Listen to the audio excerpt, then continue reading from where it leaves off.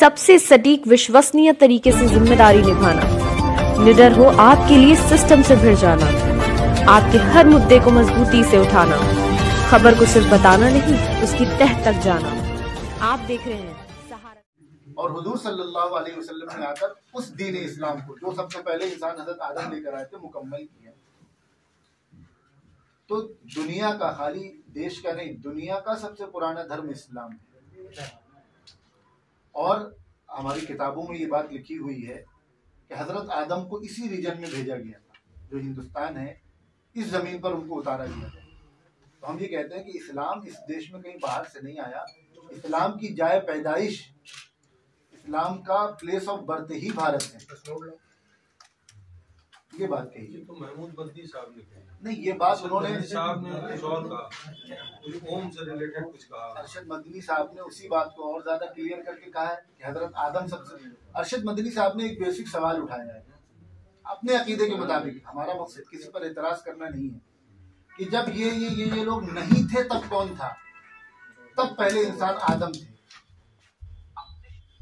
और वो एक अल्लाह की बात है। ओम से जुड़ी कोई बात नहीं। वही उन्होंने कहा कि ओम, अल्लाह, ये बहुत से इशारे मिलते हैं किताबों में कि ये बाद में आकर तालीमात में तहरीफ हो गई। ओम और अल्लाह एक ही बात है, ये कहा। तो इसको लेके काफी विवाद भी हो गया। विवाद के बाद कोई बात, कई लोग उठ के चले गए वहाँ स्टेज छोड़ करके। एक साहब गए, एक दो लोग, बाकी सब बैठे रहे। दयानंद, वो जो ऋषिकेश के थे, वो बैठे रहे। उन्होंने बाद में ये भी कहा कि मतभेद हैं हमारे, लेकिन मनभेद नहीं है। मनभेद नहीं होना चाहिए, मतभेद है और मतभेद रहेंगे। अच्छा, एक बात कही जा रही है, जैसे भागवत जी अचानक कहीं कहीं डिस्प्यूटेड बयान दे देते हैं। अरशद मदनी साहब की उनकी बहुत मुलाकात होती रहती, लगातार नागपुर जाते हैं, उसी तरह के बयान अरशद मदनी साहब देने लगे या महमूद मदनी साहब देने लगे। इसके पीछे भी कहीं पहली कोई बार आपको पता कॉन्स्पिरेसी चला कि वो लगातार नागपुर जाते हैं। हाँ, जाते हैं, इसमें कोई दो राय नहीं। अखबारों में छपता है, इसमें कोई दो राय नहीं। उनकी अच्छी दोस्ती भी है, तो इसके पीछे कहीं कोई कॉन्स्पिरेसी तो नहीं है। ये उन्हीं से जाके पूछ। आप लोग तो गए थे, आप लोग उनसे जुड़े हुए हैं, सीधे तौर पे आप लोगों को निर्देश मिलते होंगे। नहीं, ये बात आगे हमें क्या क्या कहना ये बात हमें पहली बार पता चली ना कि उनकी अच्छी दोस्ती है, नागपुर आते जाते रहते हैं। तो आप ये जलसा करते हैं तो प्रेस कॉन्फ्रेंस करते हैं, जो बड़े कार्यक्रम करते हैं प्रेस कॉन्फ्रेंस के, आप प्रोग्राम तक की जानकारी नहीं दे पाते हैं। ये जो बड़ी प्रॉब्लम है। प्रोग्राम की जानकारी तो हो ही जाती है आपको। जानकारी तो इसकी भी हो जाती है। प्रोग्राम से पहले कैसे प्रेस कॉन्फ्रेंस कर सकते हैं? प्रेस कॉन्फ्रेंस नहीं, जिस दिन प्रोग्राम कर रहे, एक मर्चेंट चैम्बर का आपने प्रोग्राम किया, उसकी खबर आप लोग देने को राजी नहीं हुए। ये हमारे, उसके बाद एक और प्रोग्राम आप लोगों ने किया, उसकी खबर आप लोग देने को राजी नहीं हुए। तो ये जो प्रोग्राम है, ये तो खबर शायद 4-5 लाइन में छप जाए तो छप जाए।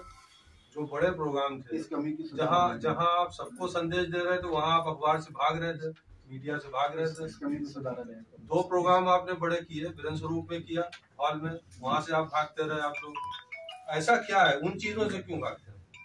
नहीं, ये गलती है, इसको सुधारा जाएगा।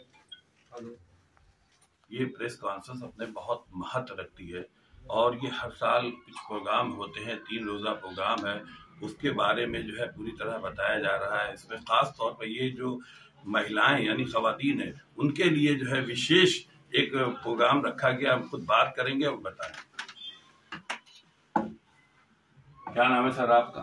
मेरा नाम है। क्या प्रोग्राम है आपका?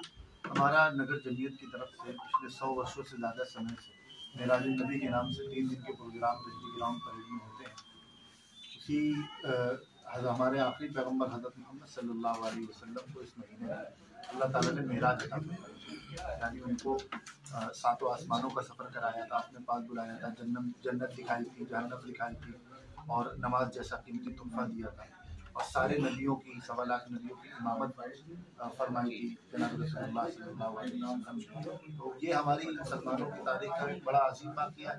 इसकी यादगार के तौर पर हर साल ये 3 दिन के प्रोग्राम आयोजित होते हैं। इस साल ये प्रोग्राम आने वाली 17, 18, 19 फरवरी जो उसी के हवाले से आज की। इसमें और क्या क्या प्रोग्राम है ख़वातीन का है? और क्या है? इसमें जुमा और शनीचर को तो मर्द हजरात के लिए प्रोग्राम होगा और तीसरे दिन इतवार हमारे ख़वातीन के लिए समाज सुधार के नाम पर एक सत्र रखा गया है, जिसमें उनके अपनी से बातचीत होगी, उनकी देश के लिए, समाज के लिए क्या उनकी जिम्मेदारियां हैं क्या वो किरदार अदा कर सकती।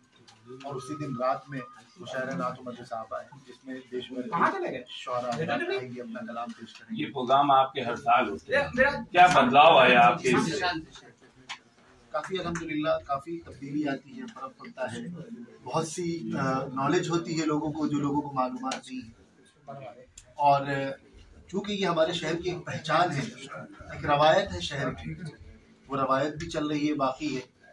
ये मुस्तकिल एक काम रवायत है, कंपटीशन नहीं, ये हम किससे कंपटीशन करेंगे? ये तो प्रोग्राम 100 साल से ज़्यादा अरसे से हो रहा है, तो हम 100 साल पहले किससे कंपटीशन कर रहे हैं? जमीयत उलमा में आपको और कानपुर शहर में आपको बहुत अच्छी निगाहों से देखा जा रहा है। आपका प्रमोशन क्या भी हो रहा है कि आप बहुत दिन हो गए सीट पर, क्या कहेंगे इस पर? आप आगे होना चाहिए, आपका काम बढ़ते रहना चाहिए, काम का प्रमोशन, आपका भी काम बढ़ना चाहिए। नहीं, काम तो बढ़ ही रहा है, काम बढ़ रहा। अच्छा, ये जो ये कानपुर देहात वाली घटना, इसमें क्या है? अफसोसनाक है, बहुत शर्मनाक, दिल दहला देने वाली है और बहुत अनएक्सपेक्टेड है। हमें बिल्कुल भी बहुत से हमारे सरकार से मतभेद होते हैं, लेकिन यहाँ तक मामला पहुँचेगा हमें इसकी उम्मीद नहीं थी। और अब हमें हम ये उम्मीद करते हैं कि सरकार बदलाव लेगी। क्या इसमें राजनीतिकरण भी हो रहा है? होना नहीं चाहिए, अगर हो रहा है। नहीं हो रहा कि नहीं हो रहा, होना चाहिए वाली बात अलग होगी।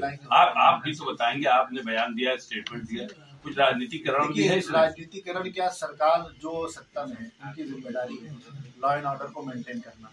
अगर वो नहीं कर पा रहे हैं तो अब राजनीतिकरण हो रहा है नहीं हो रहा है, ये सब बेकार की बातें हैं। हम तो ये समझते हैं कि हम सबको मिलकर, अब जब आप सरकार के बारे में बोल रहे हैं तो इसका लॉ एंड मेंटेन है कि नहीं है?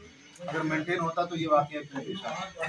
तो आप उसकी कड़ी निंदा करते हैं? बिल्कुल, निंदा होनी चाहिए, सबको करनी चाहिए।